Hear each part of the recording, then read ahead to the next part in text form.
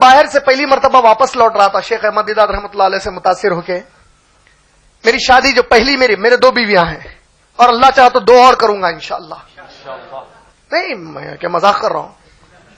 ارے ایسا تم لوگ ہنس رہے جیسا کہ ہندی 2 کامیڈی کے موویز بناتا ہوں مولا بولے سا. 2 میرے نبی کی سنت کو پورا کروں گا. میرے نبی کی آنکھوں کی ٹھنڈک انشاءاللہ اللہ مجھے اور میری نسل کو بنائے. میری امت کو میں بڑی تعداد میں دیکھنا چاہ رہا ہوں. عمر ابن خطاب کہتے ہیں اللہ کی قسم ہے مجھے عورتوں کا شوق نہیں ہے جس کی وجہ سے میں شادیاں کرتا ہوں. میں چاہتا ہوں کہ خوب اولاد ہو اور میں قیامت میں میری اولاد کو لے کے ٹھہروں اور میرے نبی کی آنکھوں کی ٹھنڈک بنوں. بولے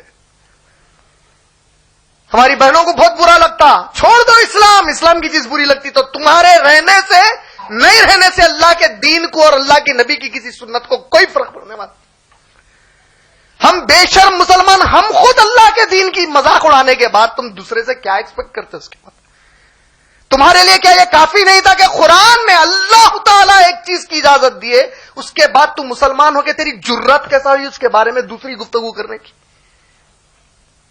جو چیز آج ہمارے ماحول کی وجہ سے مذاق بنا ہوا ہے یہی مذاق قیامت میں بھاری پڑنے والا ہے ہم لوگوں کے لیے.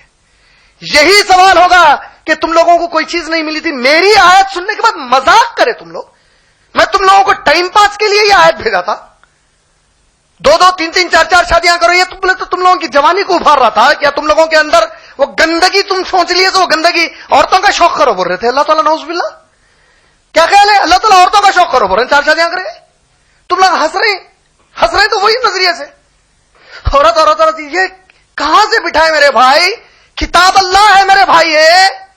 اس کے لیے مرے ہیں صحابہ ٹھہر گئے اس کے ایک حرف کی عزت کے لیے عظمت کے لیے. لوگ کٹا دیے اپنے خاندانوں کو اس کی عزت اور عظمت کے لیے. یہ مذاق نہیں ہے. میری بہنوں کو بھی بول رہا ہوں مذاق نہیں ہے. آپ کتنا بھی ماحول سے متاثر ہو آپ کے خبر کے گڑے کے بعد آپ اکیلے اللہ کے سامنے. اس کے بعد اللہ پوچھیں گے میری کتاب کے اندر ایک چیز آ گئی تھی اس کے بعد جرت کے ساتھ بھی اس کے بارے میں منہ کھولنے کی تم لوگوں کی. آپ جب اس کا مذاق کرتے ہیں آپ کو معلوم ہے نبی اور صحابہ کا مذاق کر رہے ہیں آپ لوگ.